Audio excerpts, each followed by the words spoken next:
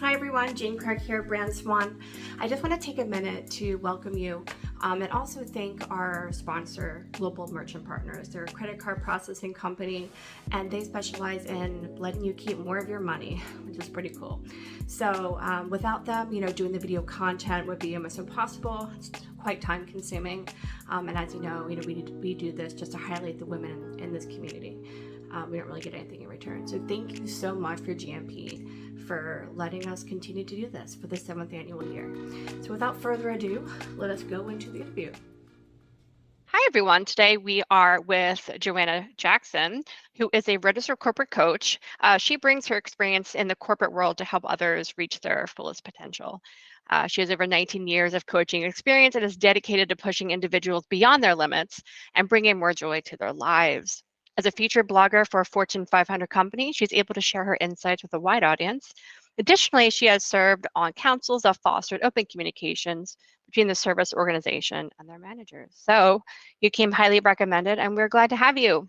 Thank you. Thank you for having me. So honored to be here. Me too.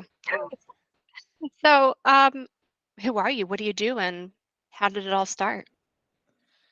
So I say that I'm a student and teacher of human potential. And like you said, I love helping people stretch beyond their predetermined limits, all while inviting more joy into their lives. And so I do that in a few ways. I do that through my corporate coaching, which is basically life coaching in a corporate setting. I also do that through my meditations and mindfulness work because I am a certified workplace mindfulness facilitator through the Institution of Mindfulness, Organizational Mindfulness. And meditation is another passion of mine. And I love helping people learn how to meditate. And then I also do it through an app that I released last year. I have an app that is called Moksha, and it is available for iPhone and Android. And what that does is I personally love wisdom quotes. I have them all over my computer, and it just sends a daily push notification of a quote or a thought to contemplate every day through your phone at 11:11 every day. So that's another way I like to help people. Now, as far as how did this all start, I would say that it started when my parents decided to move to this country. I'm a first generation American. My family is from Chile. And when they came here with the intention to give me and my sisters a better life.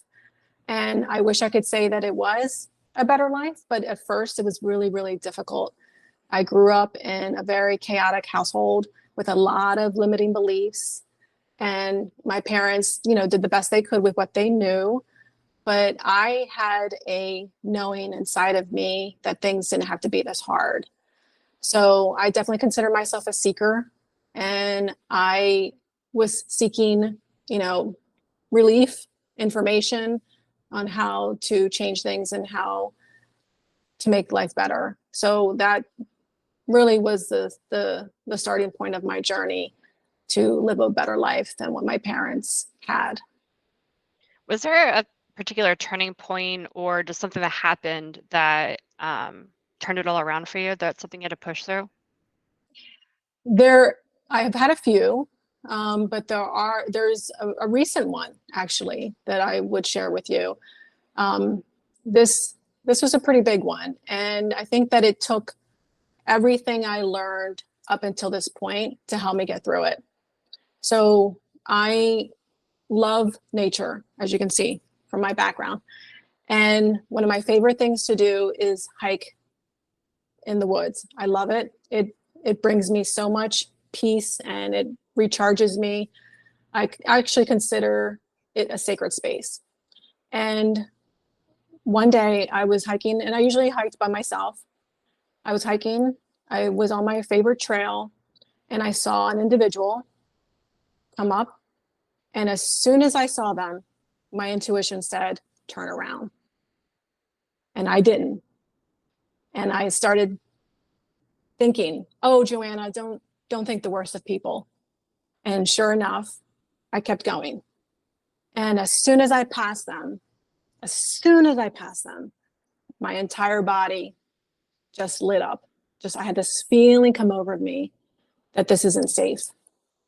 And when I walked a little bit more, I turned around because I knew I needed to see what was going on behind me. And I did that. I pretended like I was playing with my shoes, and they were doing something very inappropriate. And everything inside of me said, run, leave. So I did. I didn't look back. I just kept running. I ran through some bushes and I just got out of there. So I will have to say that it was a very intense experience. I was able to get information on the individual. I was able to help contribute to putting a stop to it. And so I had to go through a process with that. And it was hard. Like after that moment, it's almost like you're facing your mortality because you don't know what someone is capable of. You don't know what could actually happen to you. You go through this change. I mean, that moment changed me forever. You can't go through something like that and not be changed. And I was definitely changed, and I actually was suffering. There was a moment in time where I was suffering because of this. And thankfully, I had a wonderful support system, and I had an amazing therapist that helped me get through it. And I was able to then realize that, I could look at this as evidence of my vulnerability, or I can view this as evidence of my invincibility. And that is what I chose to do, because I got out, I got help, and I was an integral part to getting that individual help and get them to stop doing that. So it was an incredible experience, but I had to use all my tools to help me get through it. That's terrifying. And, I bet you, maybe not $1,000,000, I don't have that $1,000,000, but $1,000,000 that you weren't the first person that I did this to. And so, I wasn't. And actually they yeah. confirmed that. There were Oh, other wow. individuals. So yes, you're correct. I was not the first person. And but the thing that amazed me is that my intuition was spot on. Yeah.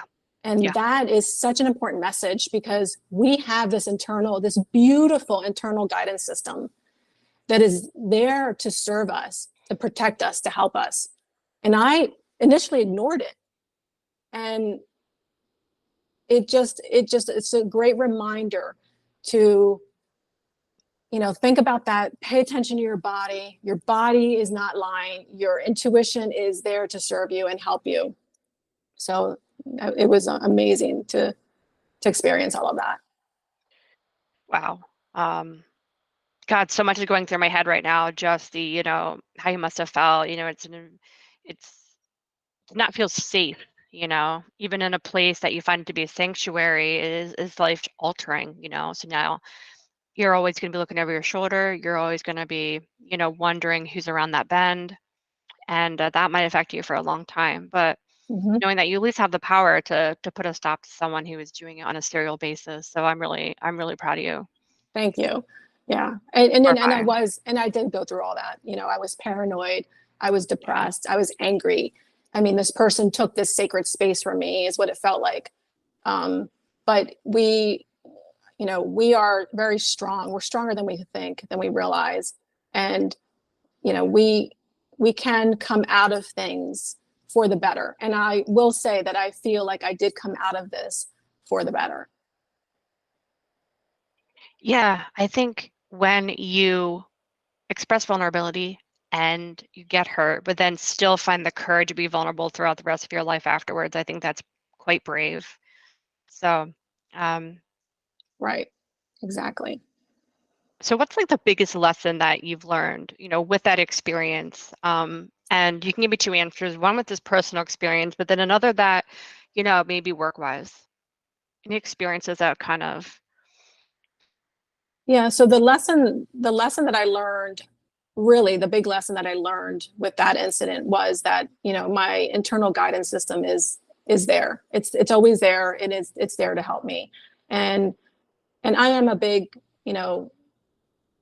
believer in using your intuition. Like, we have all the answers that we need inside of us if we just sit still to listen.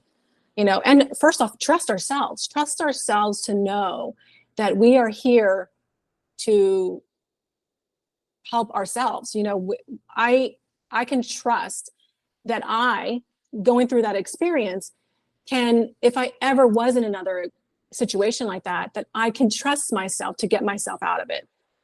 I can trust myself to keep myself safe. I can trust myself to make the right decisions, even in a moment's notice. So that's big. Another lesson I would say that my job has taught me is that ordinary people can make extraordinary things happen. So I've been really fortunate in that I've been part of grassroots movements throughout my life, and they were amazing experiences. One of them was in the animal welfare sector. I'm one of the founders of a very successful animal shelter in my state. And, we were just a few girls with a dream in a living room. That's how it started. that's where all dreams start. We're a basement. Exactly. We were in the living room talking about how animal welfare for our state was so behind compared to other states, and why were we not like them. And so then finally we approached the bigger institutions and we said, hey, this is what other states are doing. Why aren't we doing it? We can help you. And none of them wanted to listen. They were happy with the way things were. Status So quo. then, right. So then we decided, all right, let's just do it. Let's just be the change you want to see. It's I love that quote, be the change you want to see. And so we got organized and we just started getting bigger and bigger and bigger. And when you come together with groups of people who have, these beautiful intentions, what I have learned is that the places, the people, the things will come to you, will fall into place to help make it happen. And that's exactly what happened. And, we led by example. We were always positive. We never shamed anyone for doing things their way. But what was interesting is that when we did it our way, in a positive way, it kind of forced people to do things differently. So that was pretty amazing. And then the other grassroots effort that I was involved in was bringing mindfulness to a corporate America. And I currently work for a large Fortune 500 company. And, meditation is near and dear to my heart. It's changed my life. And, the first group of people that I wanted to share that with were my colleagues. So then I got together with like-minded people again, and we just got organized and we just got bigger and bigger. And, it just goes to show you that you don't have to wait for things to happen, that you can make these changes yourself. It just takes a few people. That's amazing. Can you mention who the animal organization is? Faithful Friends. Okay. Yeah. That's what I thought, but I didn't know. Yeah. Very cool. Well, thank you for that. I mean, it's a very beloved organization here in It Delaware, is. that's for sure. It is. Thank you for Yeah. that. So, and they're doing amazing. I was involved in the first 10 years, and then they have grown even more after that. So yeah, it's a wonderful organization. Did you ever have anyone who inspired you when you were growing up? Like, was there any activists? And I'm just kind of curious. I'm going to say that the person that inspired me the most growing up was my mom. I have to say that I admired her because she left everything for us. She left her family. She came to a country where she couldn't even speak the language. She didn't have an education. I mean, she worked 3 jobs to put us through school. American dream. She really showed me, that number one, she believed in us and that she wanted more for us. And I appreciate that. And she had an amazing work ethic. And she was loving and nurturing. So yeah, I would say that was someone that I really admired early on.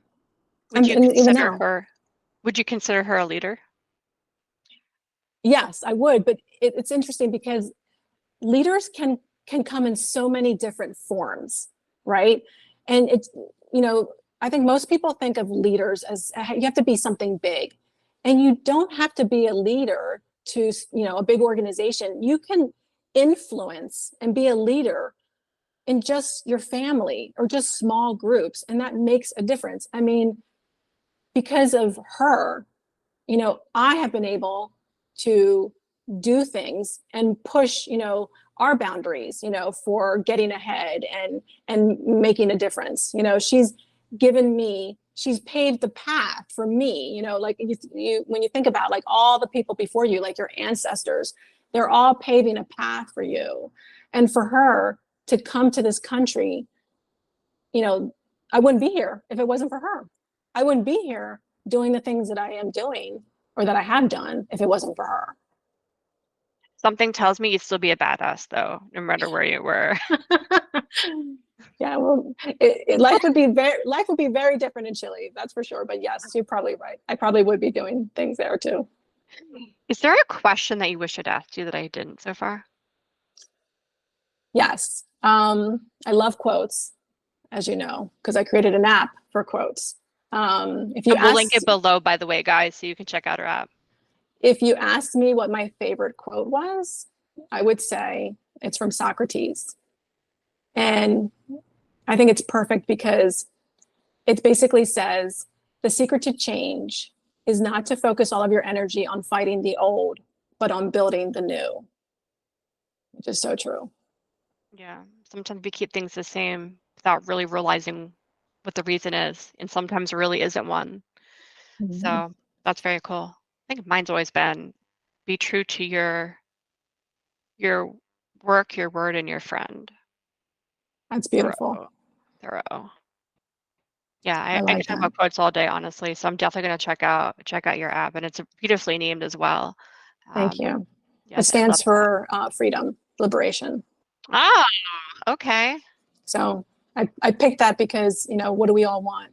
We want freedom from suffering, freedom from old programming that doesn't serve us.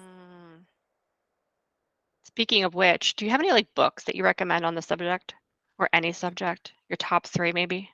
My top 3, yes. I would say there's a book by James Allen. It was published back in the 1920s. It's called The Way a Man Thinketh.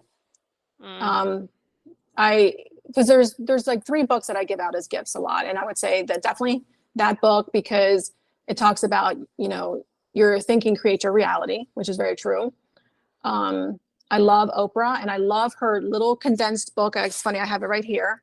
I always look at it. It's called What I Know for Sure. And it's just it's like, I love those books where you can just like open to a random page and then see what the message is. I do that with that. I love poetry books so much, and the free form short verses. Like they're just I love them so much. Yeah, perfect. And then the last one would be by Esther Hicks. It's Ask and It Is Given, which talks a lot about the law of attraction. So I might should look that one up. It's good. This is very cool. I would say normally I read, paranormal romance, I try not to do too DIY, after work, but there's definitely some books that I will always recommend. And one of them is Walden. I obviously love Thoreau, but he just said so many amazing things in there, and it still applies to this day, Oh, I'll have to check it out. You have to tell me which one your favorite is. The favorite quote from him, or just favorite? Walden, definitely. But I think what I loved so much about it was that, in a way he was sort of like a little on the arrogant side. And, because he thought, being away from society and living in the woods and a solitary life and a simple life was the most beautiful thing. But then he would go to town because he missed the people. And so I kind of like that fallacy, because he's so human and he still craves, intimacy, just knowing people. So I just found that whole like 360 going around in circles kind of thing, but maybe it's just, everything in moderation, as they say. As they say, it's true. Okay, so going back to what you do when you're a corporate coach, what are any myths? Because the word coach has some stigma attached to it. Are there any myths that you'd like to bust here while you have the platform to do so? Something that people think a corporate coach does, but really they do something else, or even something just personal to you and how you prefer to do it? Mhm. I would say that a big one I'm going to say is related to meditation, because I do a lot of coaching around meditation, even in the corporate, atmosphere, the corporate sector. Because even our firm knows that meditation can help in so many ways. I mean, you bring yourself everywhere you go, right? You bring yourself to work, you bring yourself to family gatherings, it's the same person. And, meditation can really just take you to another level. So I love that we have so much support around the meditation. But a common myth about that is that, I get so many people that say to me, "Oh, Johanna, I can't meditate. My brain is, it just won't stop." And what's funny is that our brains are basically all the same. I'm no different than they are. The brain is a receiver and generator of thought. It is going to do that, but you can, with practice and training, learn to calm that down. I mean, I'll never forget the first time I meditated.